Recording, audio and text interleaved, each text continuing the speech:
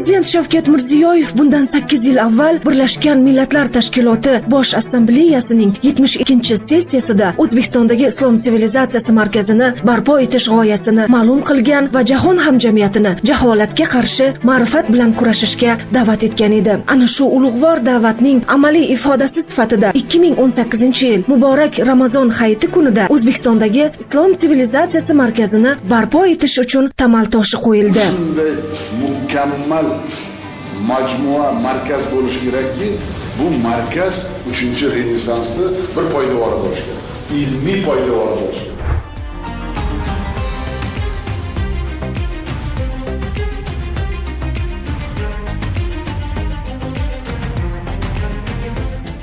Oradan 8 yil o'tdi. O'zbekistondagi Islom sivilizatsiyasi markazi o'tmish va kelajakni bog'lovchi ma'naviy ko'prik sifatida bo'y ko'rsatdi. Shu kunlarda mazkur yirik majmuada qurilish va bezak ishlari to'liq yakuniga yetgan. Ushbu mega loyiha mahobati, maydoni va qamroviga ko'ra dunyoda islom tarixi va ilmini tadqiq etadigan eng katta majmualardan biri sanaladi.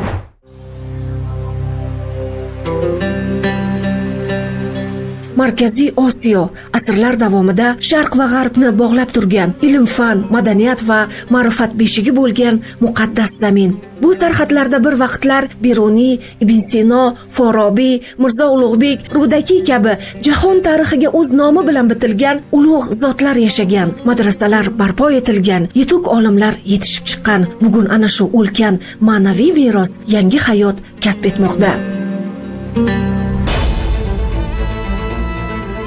Chunki Prezident Shavkat Mirziyoyev tashabbusi bilan bugun Markaziy Osiyoda yangi bir davr boshlandi. Bu davr hamjihatlik, ochiq muloqot, ilmiy ma'rifiy hamkorlik davri. Uning g'oyasi asosida barpo etilgan O'zbekistondagi Islom sivilizatsiyasi markazi nafaqat O'zbekiston, balki Markaziy Osiyoda qayta jonlangan ulkan ma'naviy uyg'onishning ramzi.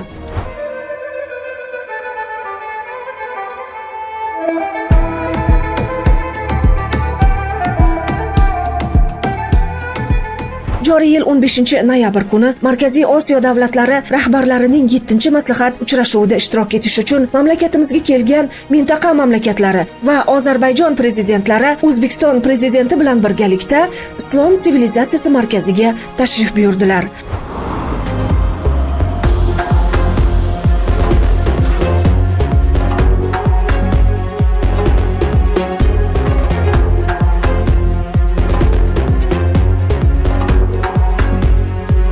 Ozarbayjon prezidenti Ilhom Aliyev, Tojikiston prezidenti Emomali Rahmon, Qirg'iziston prezidenti Sadir Japarov, Qozog'iston prezidenti Qasim-Jomart To'qayev, Prezident Shavkat Mirziyoyev hamrohligida musulmon olamining bebaho ma'naviy durdonasi sanalgan Usmon mushafi saqlanadigan Qur'oni Karim zaliga tashrif buyurdilar.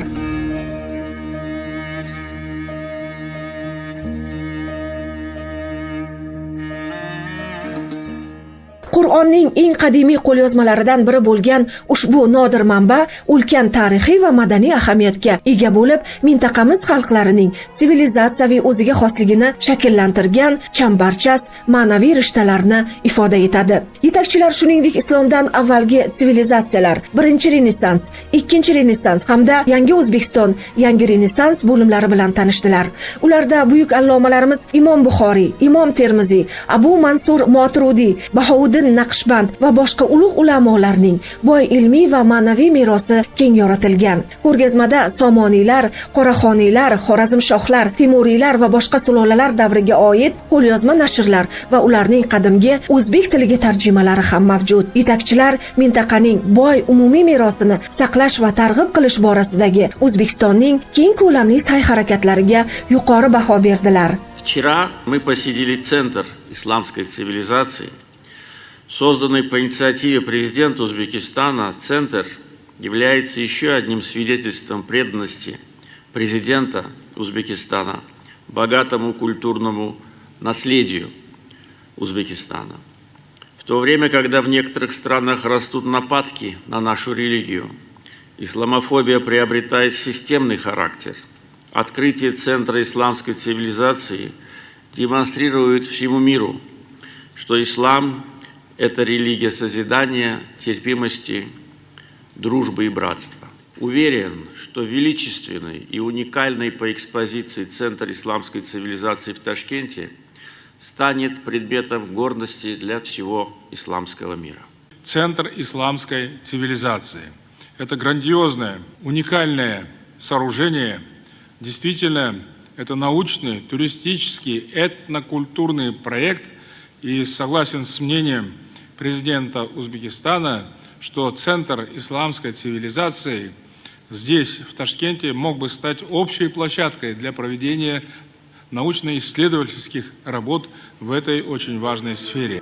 Islom sivilizatsiyasi markaziga tashrif davomida Markaziy Osiyo davlatlari va Ozarbayjon prezidentlari kelajak merosi xalqaro mukofoti sovrindorlarini taqdirlash marosimida ishtirok etdilar. O'zbekiston Respublikasi prezidentining qarori bilan ta'sis etilgan xalqaro mukofot adabiyot, madaniyat, san'at, fan, ta'lim va raqamli texnologiyalar sohalarida katta yutuqlarga erishgan milliy va xorijiy ijodkorlarni rag'batlantirishga qaratilgan. Yetakchilar huzurida laureatlarga mukofot statuetkasi, diplom hamda $10,000 pul mukofoti topshirildi. O'zbekiston prezidentiga de çok sağ olumuzu diyoruz ki Avvalo O'zbekiston prezidentiga meni shunday yuksak mukofot bilan taqdirlagani uchun minnatdorchilik bildirmoqchiman. Markaziy Osiyo va Ozarbayjon mamlakatlaridan turli sohalarda faoliyat yuritayotgan yetuk mutaxassislarning kelajak merosi xalqaro mukofot bilan taqdirlangani bu mintaqamiz o'rtasidagi do'stlik va hamkorlikning yana bir yorqin namunasidir. Ijodkor insonlar yaratgan asarlar doimo yashaydi. Yosh avlodlar ulardan o'rnak olishi, ilhomlanishi, davom ettirishi kerak. teşekkürümüzü bildiriyoruz. Осы сыйлыққа мені дұрыс деп таңдаған барша Mehnatlarimizni qadrlaganlardan minnatdorman. Shunday yuksak mukofotga munosib deb topganingiz uchun chin dildan minnatdorchilik bildiraman. Bu e'tirof men uchun yangi ulkan mas'uliyat va kelgusi faoliyatimni yanada yuksak darajaga olib chiqish uchun katta ruhiy kuch bag'ishlaydi. Davlat rahbarimiz tomonidan ta'sis etilgan kelajak merosi xalqaro mukofoti laureati bo'ldim. Ahamiyat bergan bo'lsanglar, ayol kishidan faqat bitta dona O'zbekistondan bo'ldi. Bu mukofotni olgan. Demak, bu degani O'zbekiston rahbariyati ayollarni har tomonlama qo'llab-quvvatlayotgani va ilmga e'tiborini ko'rish mumkin bundan. Va men o'zimning sohamda qishloq xo'jalik sohasi bo'yicha ilm-fan texnologiya bilan shug'ullanaman. Butunjahon fanlar akademiyasi mukofoti olganman, lekin bugungi mukofot O'zbekistondan berilayotgan mukofot men uchun juda ham katta ahamiyatga ega. Chunki o'zimning vatanimdan oldim. Ishda davlat prezidenti ishtirokida bunaqangi ilmga, madaniyatimizga, san'atga berilayotgan bu mukofotlar juda katta xalqaro miqyosda juda katta ahamiyatga ega va menimcha xalqaro miqyosda bunaqangi demak tashabbus hali bo'lmagan deb o'ylayman.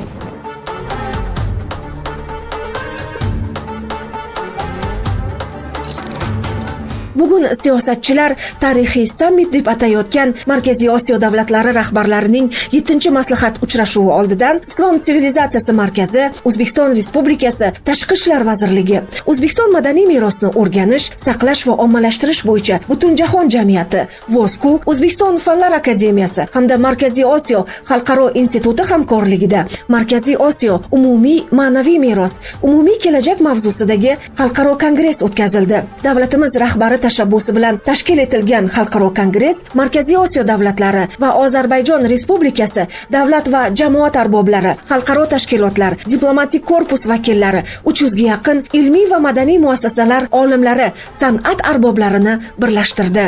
Nufuzli anjuman avvalida prezident Shavkat Mirziyoyevning xalqaro kongress ishtirokchilariga tabrik so'zi o'qib eshittirildi. Buyuk tarixga ega Markaziy Osiyoning ilm, fan va ma'rifat markazi sifatidagi o'rnini yanada mustahkamlash uchun birgalikda samarali ish olib borishimiz zarur va bu sharafli yo'lda barcha sharoitlarni yaratib berishga tayyormiz. Barchangizga mustahkam sog'lik, sharafli faoliyatingizda yangi yutuq va omadlar, kongress ishiga esa muvaffaqiyatlar tilayman. Shavkat Mirziyoyev, O'zbekiston Respublikasi prezidenti. Tadbirning asosiy maqsadi mintaqa xalqlarining ma'naviy va ilmiy merosini asrash, o'rganish va targ'ib etish, ilm-fan, ta'lim va madaniyatlar aro muloqotni rivojlantirishga qaratilgan deydi O'zbekistondagi Islom sivilizatsiyasi markazi direktori Firdavs Abduxoliqov.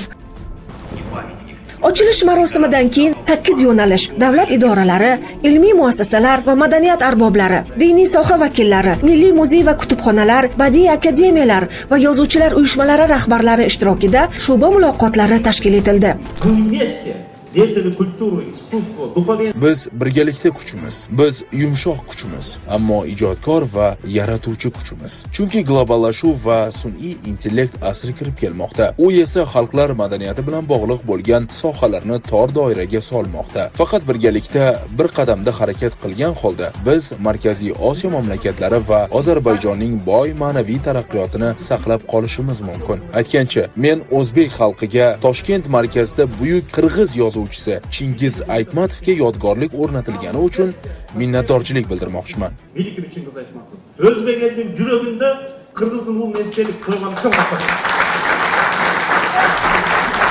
Markaziy Osiyo va Ozarbayjon madaniyat vazirlari mintaqaviy madaniy makonni rivojlantirish, qo'shma festivallar va ko'rgazmalar uyushtirish, moddiy va nomoddiy merosni jahon miqyosida targ'ib etish bo'yicha tashabbuslarini taqdim etishdi.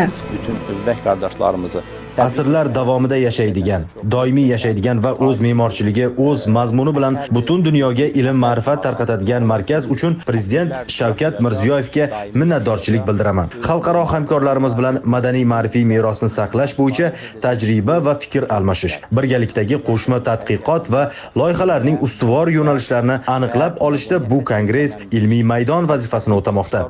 Bu kongressning cheklarini shun Avvalo bizni mazkur xalqaro kongressga taklif etgani uchun chuqur hurmatga sazovor O'zbekiston Prezidenti Shavkat Mirziyoyevga va hukumatga samimiy minnatdorchiligimizni bildiraman. O'zbekiston Prezidentining kongress ishtirokchilari uchun yo'llangan tabrigida davlatlarimiz o'rtasidagi do'stlik, birodarlik rishtalari va ko'p qirrali hamkorlikka oid fikrlar chuqur ma'no bilan ifoda etildi. Islom sivilizatsiyasi markazi Prezident Shavkat Mirziyoyev 2017-yilda ilgari surgan tashabbusning samarasi bo'lib, bugun islom dunyosi madaniy merosini asrash va targ'ib qilish yo'lidagi muhim ilmiy markaz aylangan.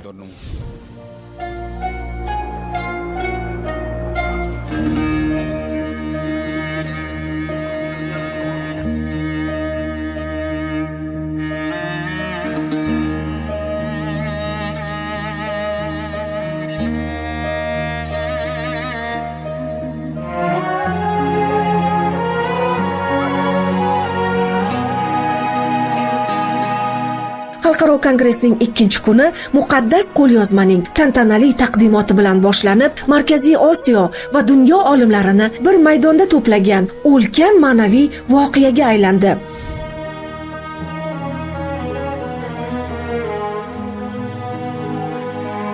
Mo'tabar va muhtasham zal markazidagi 65 metr balandlikdagi gumbaz ostida 7-asrda bitilgan islom olamining durdonasi hisoblangan Qur'onning eng qadimiy nusxasi Usmon mushafi joylashtirilishi rejalashtirilgan edi.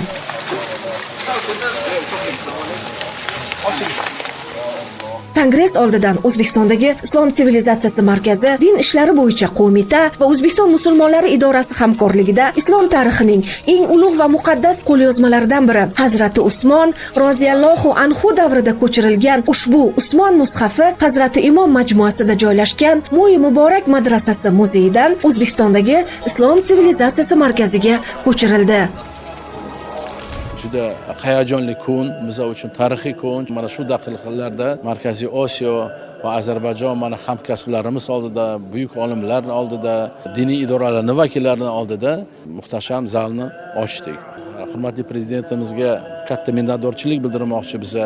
Kongressning ishtirokchilari juda xursand, ular ham hammasi minnatdorchilik bildiryapti. Chunki hurmatli prezidentimiz buyuk g'oyalarini mana amalga oshirdi.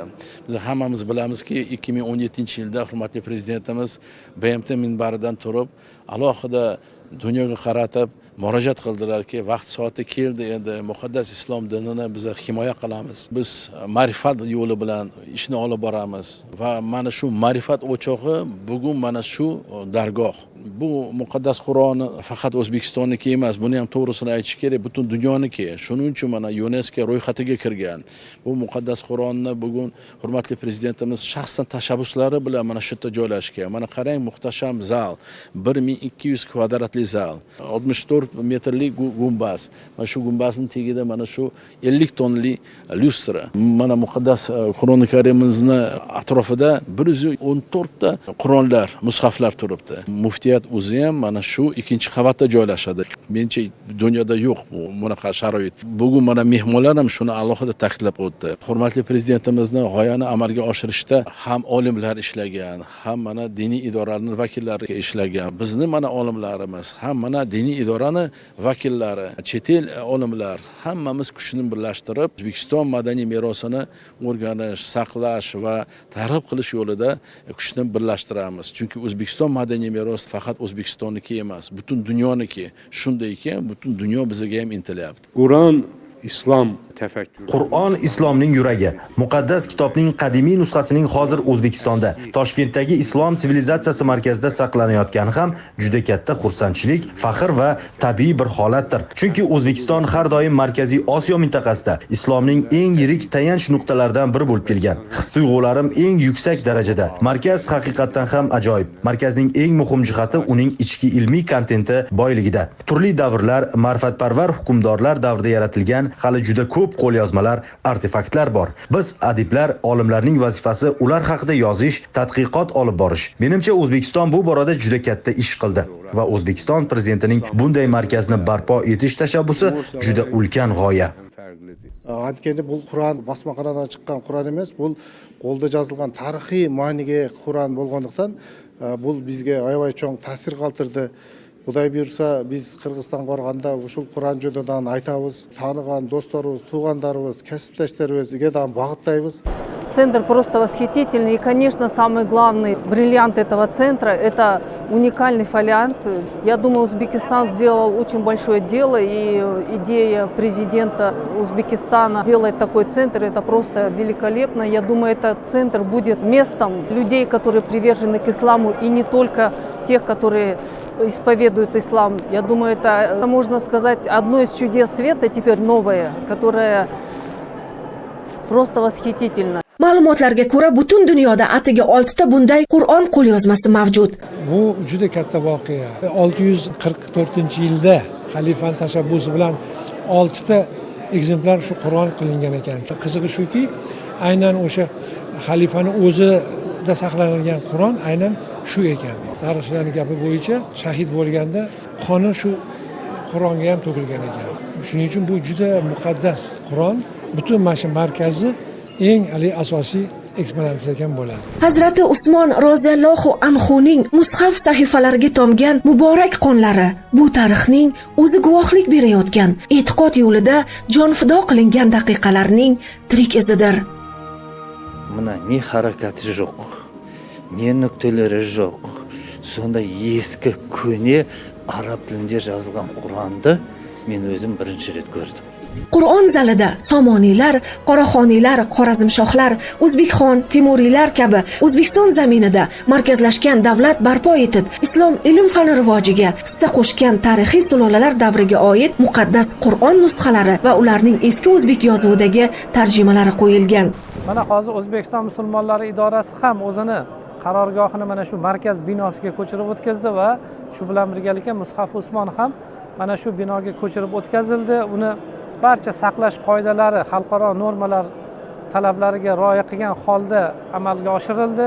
Devorlarga mana demak 8 ta juda katta hajmdagi Qur'on nusxalari kufi xatida yozilgan va ularni ostida 114 ta Qur'on nusxalari joylashtirilib, mana yana bir qo'shimcha ekspozitsiya tashkil qilingan. Endi haqiqatda mana ham xalqqa namoyish etiladigan, ham olimlar kelib o'rganadigan, ham musulmonlar himoyasida o'sha UNESCO'ni maxsus tarixiy yodgorliklar ro'yxatida turadigan hamma jihatlari birgalikda bir joyda jam bo'lgan bir munosib bir joyga ko'chirildi deb aytishimiz mumkin bo'ladi. Shuningdek, O'zbekiston Respublikasi prezidenti tashabbusi bilan Islom sivilizatsiyasi markaziga Ka'baning muqaddas eshik pardasi kisva keltirilgan. the area of first renaissance. Birinchi renessans faqat ilmiy ma'rifatning boshlanish davrigina emas, balki islom dinining tarqalishi jarayoniga ham bag'ishlangan. U qanday tarzda bu mintaqada tarqaldi va nega bugun ham muhim? Tarixiy voqeliklarni badiiy tarzda ifoda etish uchun dramatik va hikoyaviy yechim ishlab chiqildi. Shuningdek, multimedia, grafik animatsiya ustida katta ish qilindi. Faqat shu loyiha uchun har kuni taxminan 30 ta mutaxassis ishlagan. Qurilish maydonida esa aylana tarzdagi faoliyatlarda 80 nafardan ortiq xodimlar ishlagan. Bu juda katta jamoa edi. Janob Prezident Shavkat Mirziyoyevning ilm-ma'rifat yo'lidagi sa'y-harakatlarining bir qismi bo'lganimiz biz italiyaliklar uchun katta sharaf. Mr. Shavkat Mirziyoyev will appreciate an Italian contribution. Kongress dasturidan tarix, madaniyat, adabiyot, kino, raqamli texnologiya va diniy ma'rifiy sohalarni qamrab olgan qator muhim uchrashuv va forumlar o'rin oldi. Masalan, abadiy do'stlik muloqotida tarjima maktabini tiklash, adabiy aloqalarni kuchaytirish va yosh yozuvchilar uchun yangi imkoniyatlarni yaratish masalalariga e'tibor qaratildi. Toshkent shahri Bu bino faqat O'zbekistonniki emas, butun mintaqa boyligi. Qur'on zali, interaktiv 3D kutubxonasi va har bir ekspozitsiyadagi ruhiy energiya bizda kuchli taassurot qoldirdi. Vaqt devori ekspozitsiyasi, virtual sayohatlar bu yerga tashrif buyurgan har bir insonni uzoq va shonli o'tmishga yetaklaydi. Davlatingiz rahbari tashabbusi bilan tashkil etilgan bu anjuman birgalikda samarali hamkorlik qilish uchun yaxshi imkoniyat. Biz fursatdan foydalanib barcha hamkasblarni Qirg'izistonda o'tkaziladigan xalqaro festivallar va kelgusi yil Issiqko'lda bo'lib o'tadigan Chingiz Aytmatov forumiga taklif qilamiz.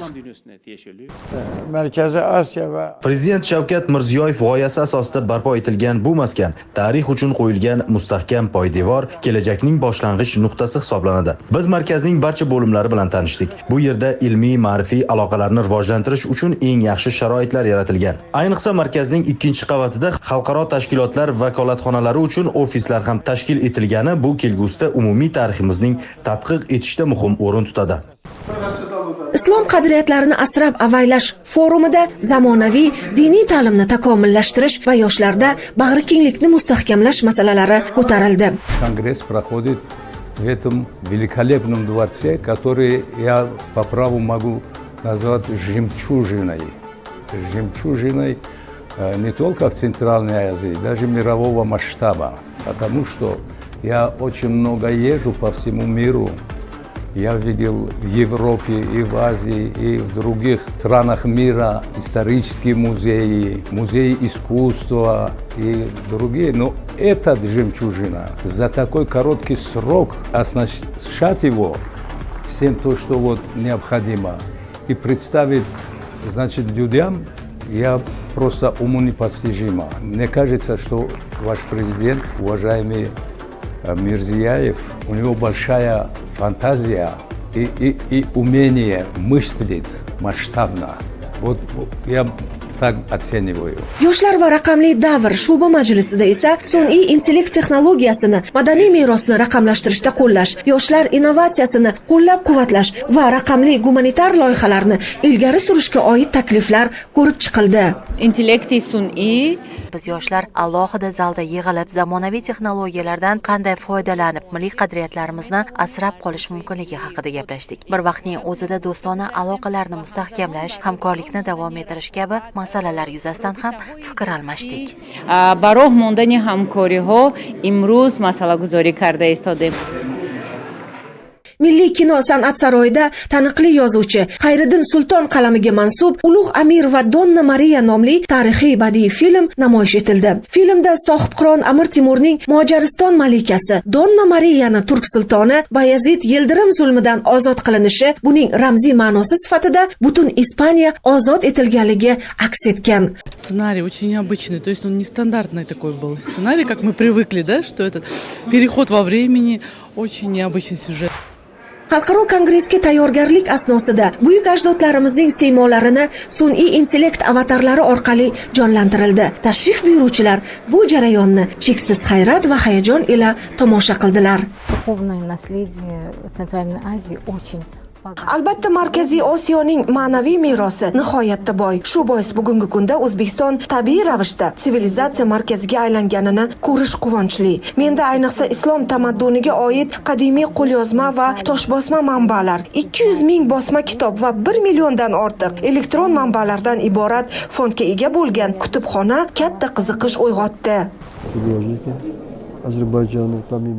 Xalqaro kongress doirasida o'tkazilgan rassomlar ko'rgazmasida Ozarbayjon rassomlarining eng namunali 10 ta rang tasvir asarlari namoyish etildi. Men O'zbekiston prezidentiga minnatdorchilik bildirmoqchiman, chunki shunday ko'rgazmalar, konsertlar va filmlar xalqlarni birlashtiradi. Bugungi dunyoda urushlar va mojarolar davom etayotgan bir paytda san'at orqali barcha xalqlarni birlashtira olgan O'zbekiston hukumatiga tashakkurlarimni aytaman. Muqaddas hadislarda olimlar payg'ambarlarning vorislaridir deydi. Hazrat Navoiy bu hadisni shunday talqin qiladilar. Kim qilur olimlarga ta'zim, qilur go'yoki payg'ambarlarga ta'zim deydi. Chunki olimlar butun mazmun mohiyati bilan nafaqat bir millatga, nafaqat bir mintaqaga, balki butun insoniyatga, bashariyatga yaxshilik sog'ingan insonlar. Biz bu yerda dunyoni ilmiy, ma'naviy qiyofasini butunlay o'zgartirib, yangi yuksak taraqqiyotlarga asos solgan buyuk ajdodlarimizni merosini mana shu muhtaram prezidentimizning tashabbuslari bilan bunyod etilgan islom sivilizatsiya markazida betakror holda manbalar asosida, vositalar asosida bir jamuljam bo'lgan bir bebaho bir xazinani yaratilganligiga bir guvoh bo'lib turibmiz deb o'ylayman. Bugun mana yonimda Qirg'iziston yozuvchilar uyushmasining raisi, Tojikiston yozuvchilar uyushmasining raisi o'rinbosari, turli mamlakatlardagi hamkasblarimiz aytayaptiki, men bundan keyin O'zbekistonga kelganimda nabiralarimni olib kelaman deyapti.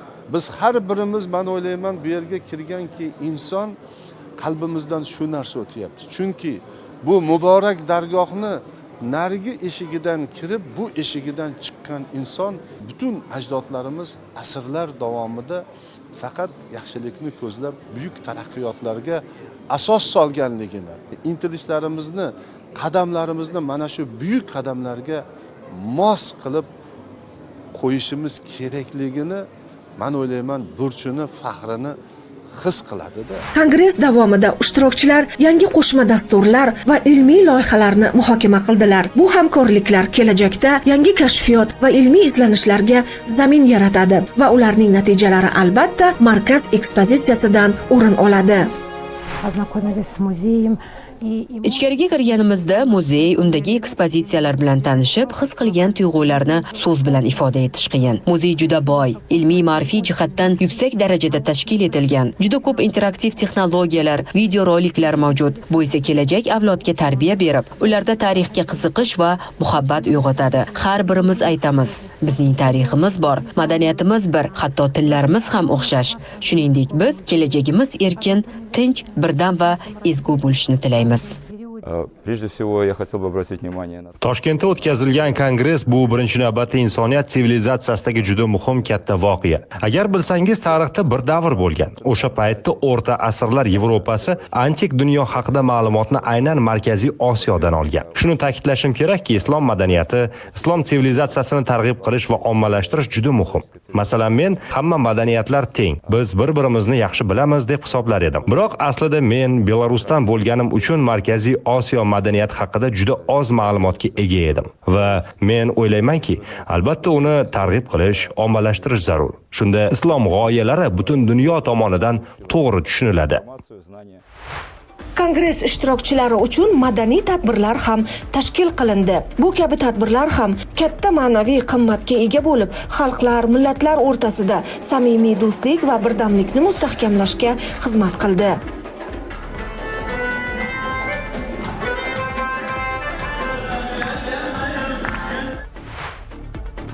Bugun O'zbekiston prezidenti tashabbusi bilan Markaziy Osiyo tarixida yangi sahifa ochilyapti. Ekspertlar fikricha, Markaziy Osiyoda devor emas, ko'prik barpo etilmoqda. Bu hamkorlik nafaqat siyosiy, iqtisodiy, balki ilmiy madaniy sohalarda ham yangi bosqichga ko'tarilayotganligini 3 kun davom etgan xalqaro kongress yaqqol namoyon etdi.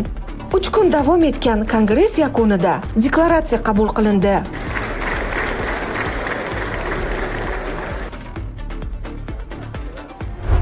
Prezident Shavkat Mirziyoyev ta'kidlaganidek, Markaziy Osiyo bugun faqat geografik makon emas, u birlashtiruvchi tamaddun, umumiy tarix va kelajakni bog'laydigan ma'rifat maskani. Ana shu kelajak yo'li islom sivilizatsiyasi markazida, uning ma'rifiy ruhida, ulug' allomalar izidan boruvchi yangi avlod qalbida aks etmoqda.